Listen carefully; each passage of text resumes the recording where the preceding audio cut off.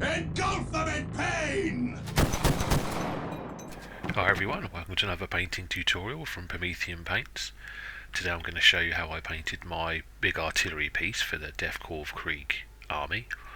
I created it in a couple of bits, so I kept the soldiers off of the main base you get with it, and obviously put the gun on its own little base so I could have it on its, just super glue it to one of the little stands, just so it's easier to hold, you're not putting your fingers all over it. I built mine with the sort of quad launcher on the top. They come with a number of other pieces, but you can use this method for all the different, even the tanks you could use this on. So wherever you build your artillery pieces, you can use this tutorial to do those. So I've primed the model in black using the Vallejo black primer through the airbrush, and now I'm just going to be giving all of it really via the airbrush using Doombull brown from Citadel through the airbrush, a couple of little drops of water in there so that it flows, and I'm just going to be painting this over about 80% of the sort of armour areas. This will give, under the main colours that we use, this will just give a slightly rustier, dirty brown finish to any areas that we miss with the airbrush, so it gives a bit of weathering before we've even added the weathering. So this is a step you don't have to do if you're going for a cleaner finish, but I just like to do this just to add a little bit of extra contrast and texture to the model. So add this to the areas you want to have just showing underneath our first few layers of the airbrush, into those areas that would be heavily worn or dirty. You could obviously not, if you haven't got an airbrush, you could do this via dry brush. Doombull brown straight out of the pot, and then you'd use a large dry brush on this, quite a heavy dry brush. But for the airbrush that I use, it's a cheap £30 airbrush from Amazon. It's one of the Fengda ranges. I've got it in the comments which one I use. And the compressor itself was only £80, so for around £100–110 off of Amazon, you can get yourself a nice airbrush set up and not have to spend hundreds upon hundreds of pounds.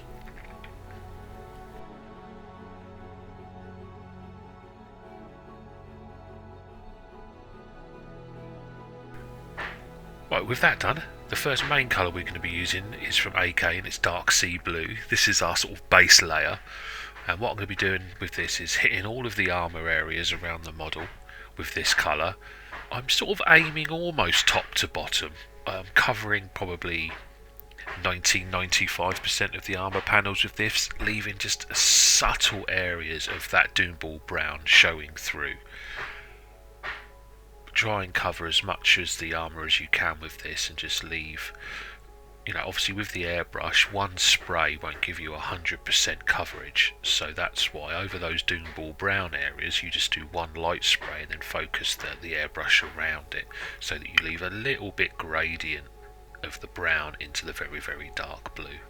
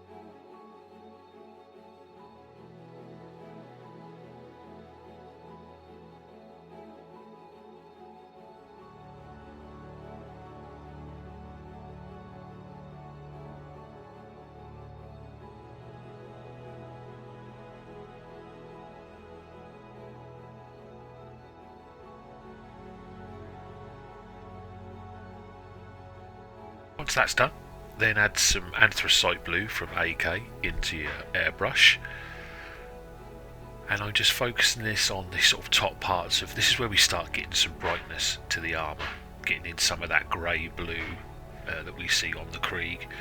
So with this, I'm just focusing on the areas that I want to be brighter, so the top of the armour panels, anywhere that would catch the light, keep it away from your sort of areas that you can have here heavy weathering on, and then just give this some nice sprays, getting those gradients from the darks to the lights.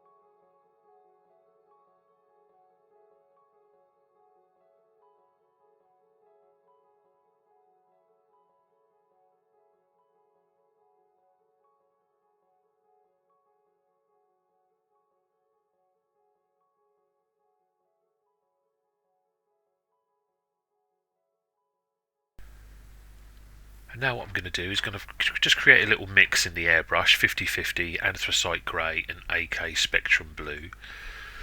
And what this is our sort of final layer through the airbrush. This will create your brightest grey blues now. And again, focus those on the top parts of the armour. I mean, we've just focused them on anywhere that you want to be your bright points.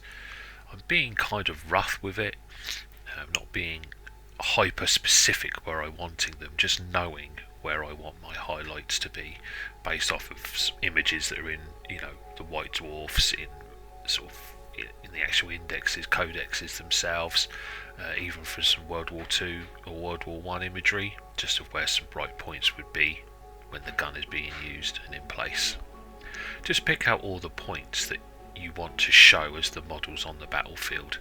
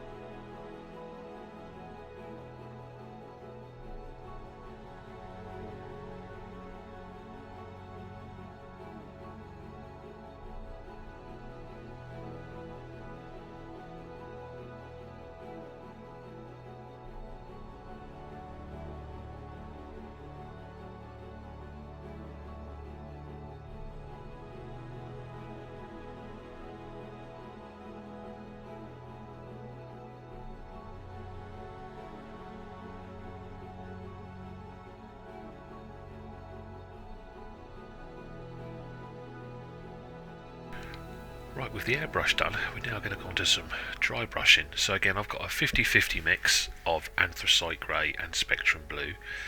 I'm going to give the model a dry brush now, and this is sort of an all-over dry brush, catching all of the edges. Doesn't matter if you catch some of the armour panels as well, it adds some extra texture to the model. There's some texture on some of those panels, quite a lot, and the dry brush will catch it. It gives a sort of a heavy steel look to it. But yeah, just use this 50-50 mix, cover all of the area so you catch all of the edges, and then it starts defining the shapes.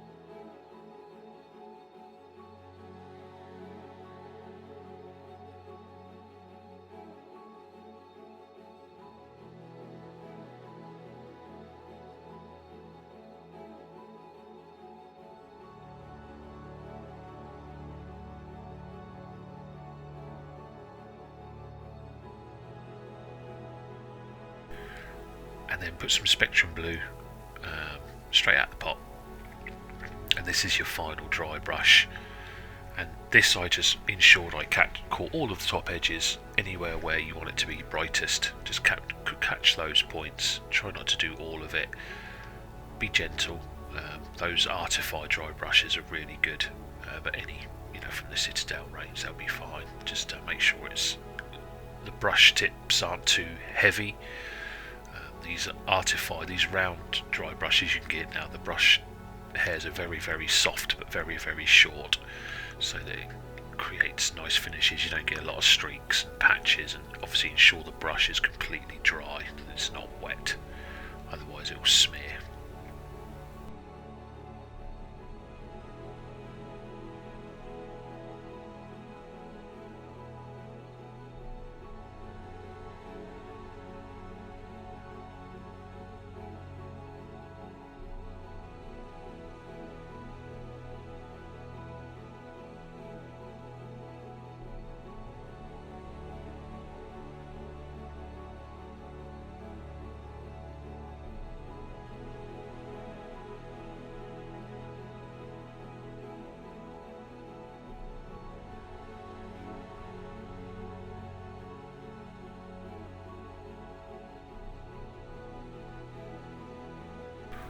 Right, with the dry brushing done, what I've just done then is I've just gone in with some matte black paint, painted in all the areas that I want to be like wood or metal with black, just to bring them back to a base colour, and then just applied my transfers, and then given the model a bit of a spray of the AK matte varnish just to protect the armour and stuff. It also helps blend in the transfers. Using the ultra matte varnish excuse me, on the transfers is really good. It makes them look like you've painted them on. For the weathering now, I'm using Citadel Rhinox hide and torn off a little bit of a scouring pad. So we're just sponging on the damage. You could brush this on, you could even dry brush this on using stippling, but I find the sponge gives a nice random higgledy-piggledy feel to it. Also adds some other wear and tear.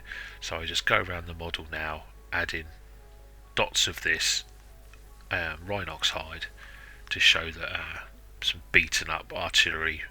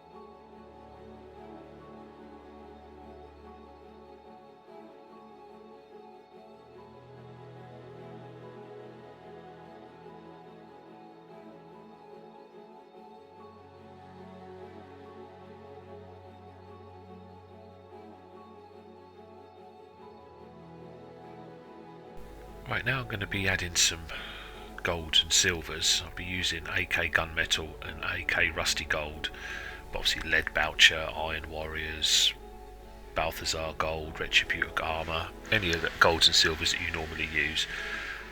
And just go around now and just paint in some of these areas. There's actually not that much on these. The artillery themselves, I've painted up gold.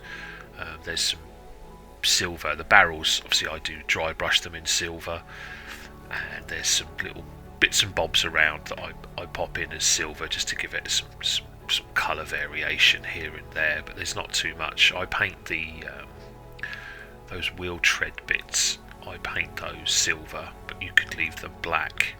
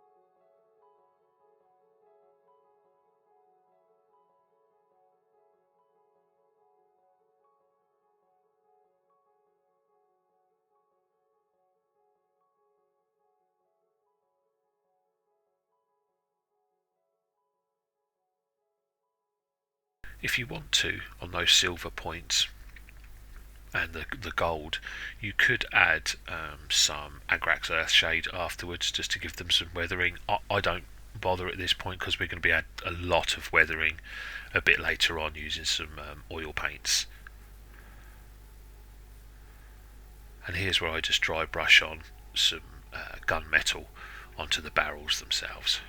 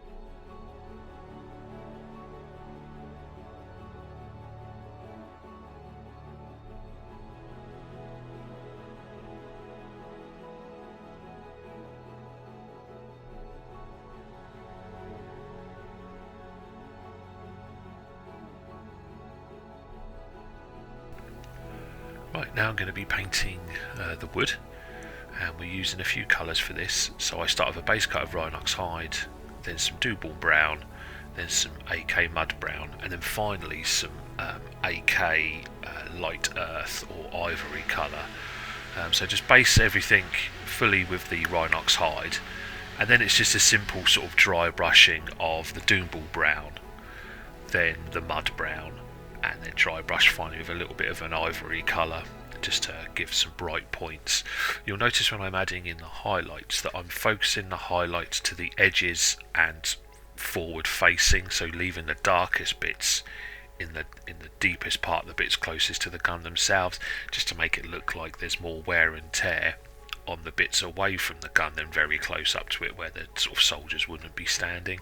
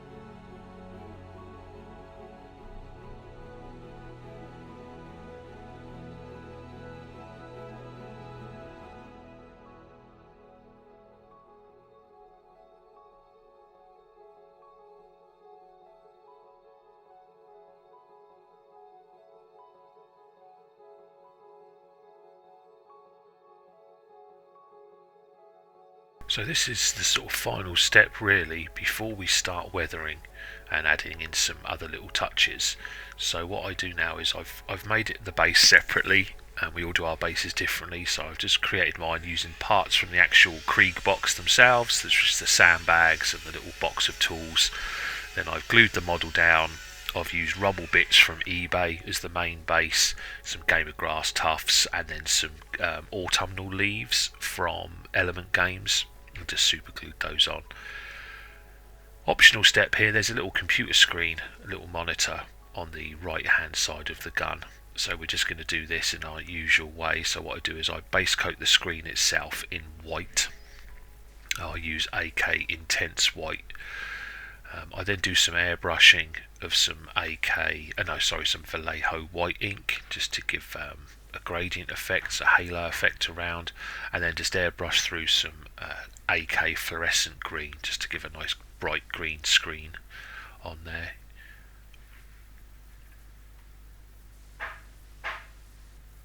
Yeah, so the base itself was, you can buy bags of rubble bits from eBay.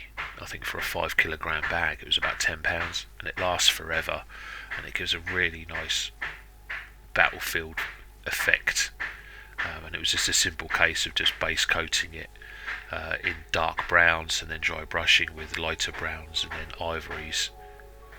Yeah, here I'm just airbrushing the white, and after this I'll airbrush the fluorescent green from AK just to give a nice bright green screen effect.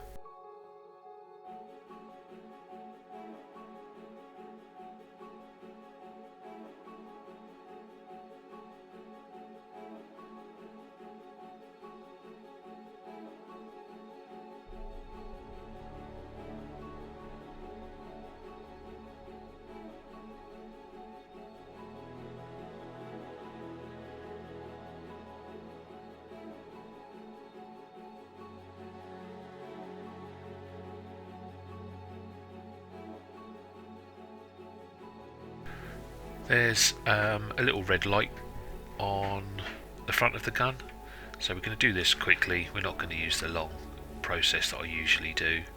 So for this I do a base coat of AK Blood Red, or you could use Evil Sun Scarlet on the lens itself, and then I do a little couple of dots of white where I want to be the bright points, and then using a green stuff world fluorescent red, just paint over the entire thing with the fluorescent red, just to give a subtle red glowing effect to any of the lights.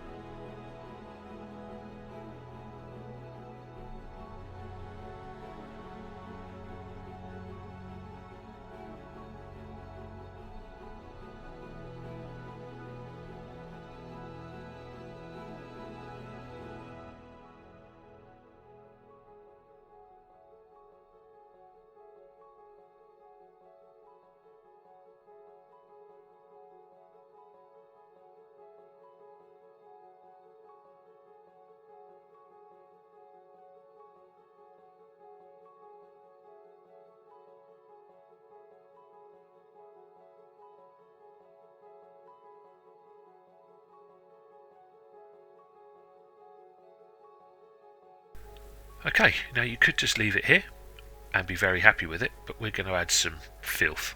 So I'm using from AK themselves, using the Crusted Rust Deposits oil base paint, and then thinning it down with some AK Odourless Thinners.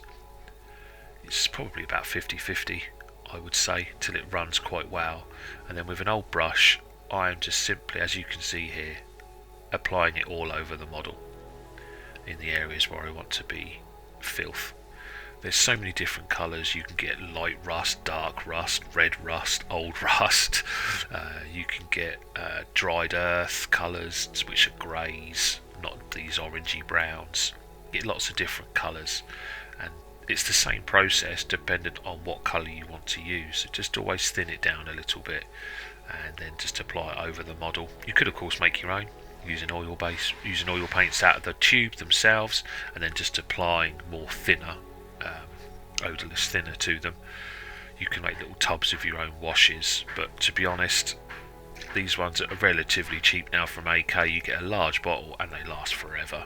So having a few bottles of this, of different coloured oranges, is a nice tool to have, especially for larger vehicles like this.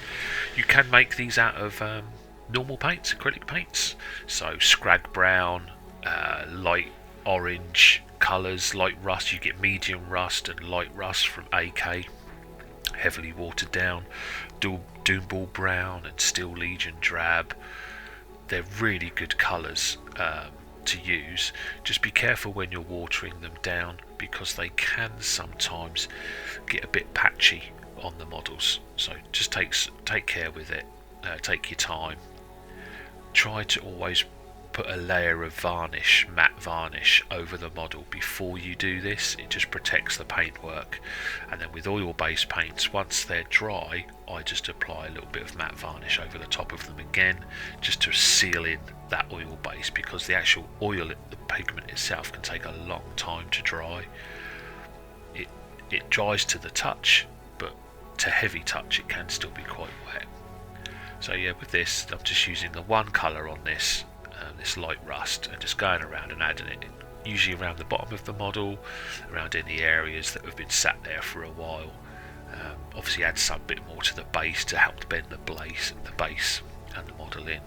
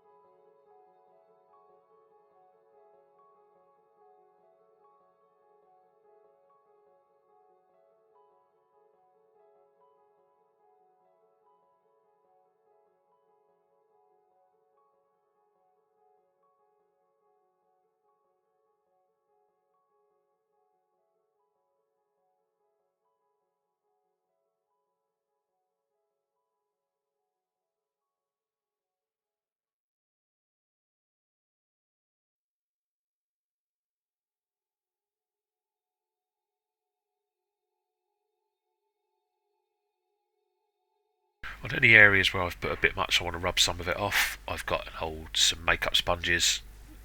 These were £2 for 50 from Amazon, and I just removed some of the oil-based paint using these. It doesn't 100% remove it, but it leaves enough on there just to leave traces, so it looks like there's rust on there. You could obviously use some of the streaking techniques where you can put a little bit of thinners onto your brush itself and then drag the paint down to create some streaks, but I wasn't going for this. I just was going for heavy deposited rust on this one.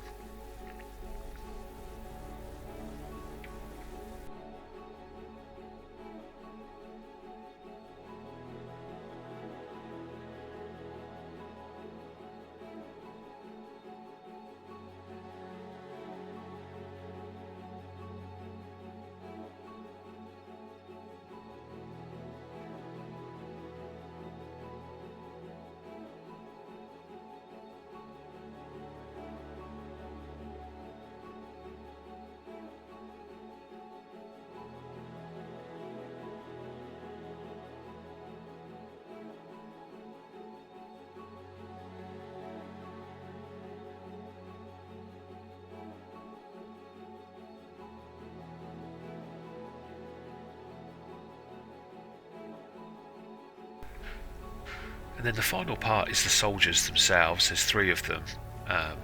I cover how to paint these soldiers in a separate tutorial, which I'll leave a link in the video below, but it's all using exactly the same colours that I just did. There's no different colours used on those models than I did on the gun, just to help blend it all together. So in total this took about 3 hours to paint, including the models themselves. That's what took the longest, actually, the figures. So yeah, I hope you'd enjoyed this tutorial. You can use this across any of your Krieg models, or any of the range really. So yeah, I hope you've enjoyed it. Like and subscribe, leave a comment, and yeah, happy painting, Guardsmen.